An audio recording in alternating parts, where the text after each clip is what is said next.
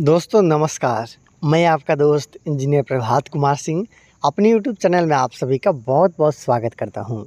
दोस्तों आज की इस वीडियो में मैं आप लोग को एक बनता हुआ घर का अब तक का काम, जैसा कि आप देख रहे हो इस घर का काम अब तक छत ढलाई तक कंप्लीट हो चुका है। इसका पूरा काम अंदर से भी और बाहर से भी, उसके साथ साथ कॉलम और बीम का जानकारी, उसमें लगे हुए रेनफोर्समेंट का जानकारी, उसके साथ साथ इसे बनाने में कितना रुपये का खर्चा आया इसके बारे में पूरी जानकारी आप लोग को देना चाहता हूँ। साइज़ का बात कर लिया जाए तो इस घर को 30 फीट बाई 40 फीट मतलब 1200 स्क्वायर फीट में बनाया जा रहा है, जिसमें आपको 30 फीट का फ्रंट व्यू और 40 फीट का साइड व्यू देखने को मिलता है। जैसा कि आप देख रहे हो इस घर के साइड व्यू में कुछ ज़्यादा एक्स्ट्रा काम करने का कोशिश नहीं किया गया है। हालांकि यहाँ तक कि जो खिड़की है इस घर का उसे भी सिंपल डिज़ाइन के साथ बनाया जा रहा है, सिंपल छज्जा के साथ बनाया जा रहा है। इस घर के सामने की तरफ वाला जो कॉर्नर है वहाँ पे देख रहे हो इस घर का सीढ़ी है, उसका निर्माण किया जा रहा है।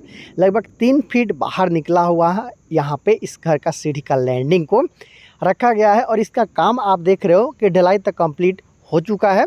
सीढ़ी का भी और छत का भी। ये 30 फीट चौड़ा आपको इसका फ्रंट व्यू देखने को मिलता है। उसके साथ साथ इसके ऊपर वाला हिस्सा का बात कर ले जाए तो देख सकते हो कि छत की ढलाई तक काम कंप्लीट हुआ है। इसके बाद पैरापेट वाल का काम है वो भी अभी बाकी है। मतलब 3 से 4 दिन पहले इस घर का जो छत का ढलाई है वो किया गया है। ऊपर में आप आसानी के साथ देख सकते हो कि क्यूरिंग का काम जारी है, मतलब जो पानी लगाने का काम होता है वो जारी अभी रखा गया है। इसे 7 से 10 दिन तक आपको रखना होता है। इसके साथ साथ देख रहे हो कि सामने की तरफ ये जो बीम निकाला गया है इसे पट्टी बीम बोला जाता है। किस तरीके से इसे निकालना जाता है इसके बारे में आगे चल के आपको दिखाऊंगा। अगर आप इस तरीक़े से बीम निकालते हो तो आपको कभी भी जो छज्जा निकालने के दौरान फटने या फिर उसमें दरार आने का समस्या होता है वो नहीं आता है। और आने वाले दिन में आपको एक सुंदर डिज़ाइन इस घर में भी देखने को मिलेगा। ऊपर में पैरापेट वाल वगैरह का जो काम है वो अभी बाकी रह गया है। तो देखिए इस घर का फ्रंट व्यू। अब हम लोग इस घर के अंदर चलेंगे और देखेंगे कि किस तरीके से कॉलम और बीम का इस्तेमाल इस घर में किया गया है। तो ये देख सकते हो कि मैं आप लोग को नज़दीक ले जाने का कोशिश यहाँ पे कर रहा हूँ। और सबसे पहला जो फोकस होगा वो होगा इस घर के छज्जा पे, क्योंकि बहुत सारा आज घर में मैं देख रहा हूँ कि सामने की तरफ छज्जा निकालने के दौरान कुछ गलती हो जाए, इसके बाद में उसमें जो दरार या फिर फटने की समस्या है वो आने लगता है। तो देख सकते हो बीम का सपोर्ट यहाँ पे दिया गया है। कैंटिलीवर बीम नीचे से तो दिया ही गया है, उसके साथ साथ ये पट्टी वाला बीम जो है, ये जो कैंटिलीवर बीम हम लोग सामने की तरफ निकालते हैं उसको बांध के रखता है और जब हम लोग छत का ढलाई करते हैं उसके बीच में एक अच्छा बाइंडिंग बना देता है। अब चलते हैं अंदर इस घर के अंदर और देखते हैं कि किस तरीके से इसे बनाया जाता है। सबसे पहले बात करेंगे इसका प्लिंथ हाइट का, मतलब जो कुर्सी लेवल रखा गया उसका हाइट का। तो देख सकते हो ग्राउंड लेवल से लगभग 3 फीट के आसपास में इसका हाइट को रखा गया है। इसके बाद हम लोग जानेंगे कॉलम और बीम के बारे में, क्योंकि कॉलम और बीम बहुत ही ज़्यादा इंपॉर्टेंट रोल निभाता है आपके घर के मजबूती के लिए। साइज़ का बात कर ली जाए तो देख सकते हो ये कॉलम जो आप देख रहे हो ये 10 इंची बाय 10 इंची का कॉलम का इस्तेमाल यहाँ पे किया गया है। मतलब जो इसका ये वाला पार्ट देख रहे हो वो भी 10 इंची का है और ये वाला जो पार्ट देख रहे हो वो भी 10 इंची का ही यहाँ पे रखा गया है।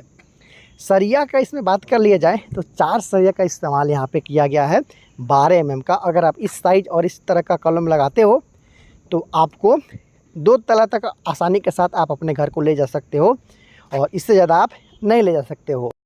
दोस्तों आइए अब जान लेते हैं इस घर में लगे हुए बीम के बारे में। जैसा कि आप देख रहे हो कि इस घर का जो प्लिंथ बीम है, जहाँ पे भी ब्रिक वर्क होना है या फिर ब्रिक वर्क हुआ है वहाँ पे प्लिंथ बीम का प्रयोग किया गया है।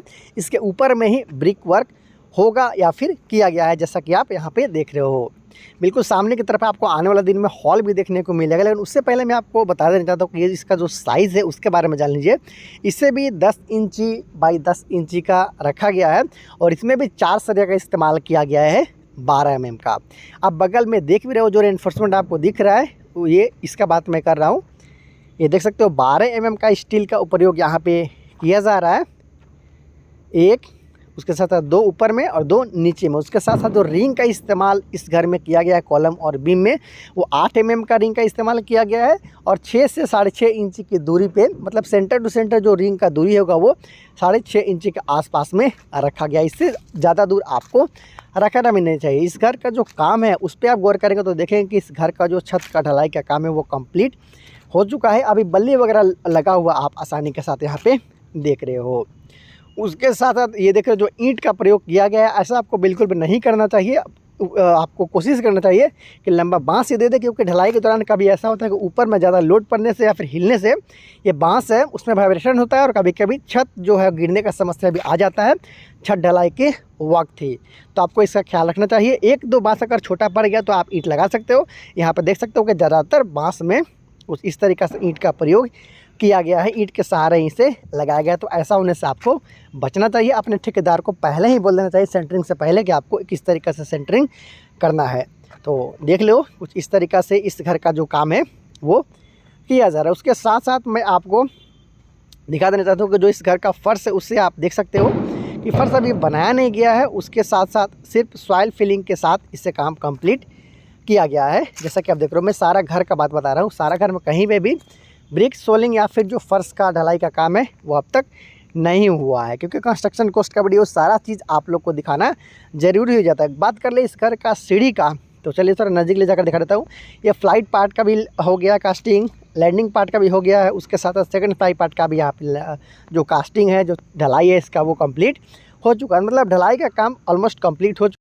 दोस्तों जैसे ही इस घर का डिसेंटरिंग का काम कंप्लीट हो जाएगा, मतलब जो भी बांस बल्ली आप देख रहे हो छत के ढलाई में जो लगाया गया है उसे निकाला जाएगा, तो मैं आप लोग के लिए इस घर का वॉक थ्रू भी लेकर आने वाला हूं। वैसे बता दूं कि इस घर में आपको 3 बेडरूम के अलावा hall, dining area, kitchen, toilet, bathroom के साथ साथ सीढ़ी और एक छोटा सा पूजा रूम भी देखने को मिल जाएगा। सारा जो अंदर का पार्टीशन वाला है वो भी बाकी रह गया, जैसा कि आप यहाँ पे देख रहे हो। तो इस तरीक़ा से इस घर को बनाया जा रहा है। मैंने आपको कॉलम के बारे में बता दिया, बीम के बारे में बता दिया, उसके साथ साथ छत का ढलाई है उसके बारे में बता दिया कि लगभग 4.5 इंच के आसपास में छत का ढलाई किया गया है। सामने की तरफ छज्जा निकाला गया है, पट्टी बीम का प्रयोग भी यहाँ पे किया गया है, सीढ़ी का ढलाई भी हो गया। हालांकि इस घर में अब तक सेप्टिक टैंक का निर्माण नहीं किया गया है, जो कि इस घर के पीछे किया जाना अभी बाकी है। तो इस तरीक़ा से इस घर को आप देख रहे हो कि बनाया जा रहा है। दोस्तों अब आप ये जानने के लिए भी उत्सुक होंगे कि आखिर इस घर को छत के ढलाई तक बनाने में कितना रुपए का खर्चा आया। तो मैं आपका बता दूं कि इस घर के मकान मालिक के अनुसार इस घर को बनाने में अब तक 8 लाख रुपए के आसपास में खर्चा आ चुका है। जैसा कि आप देख रहे हो कि छत का ढलाई तक काम कंप्लीट हुआ है, नीचे में फर्श भी अभी नहीं बनाया गया, सिर्फ मिट्टी की भराई किया गया है। उसके साथ साथ सेप्टिक टैंक का निर्माण भी इस घर के अंदर में अब तक आपने नहीं देखा है, और कुछ पार्टीशन वाल जिससे हम लोग अंदर का वाल बोलते हैं वो भी अभी बाकी है। बाहर का भी कुछ वाल अभी जोड़ना का काम है वो बाकी रह गया है।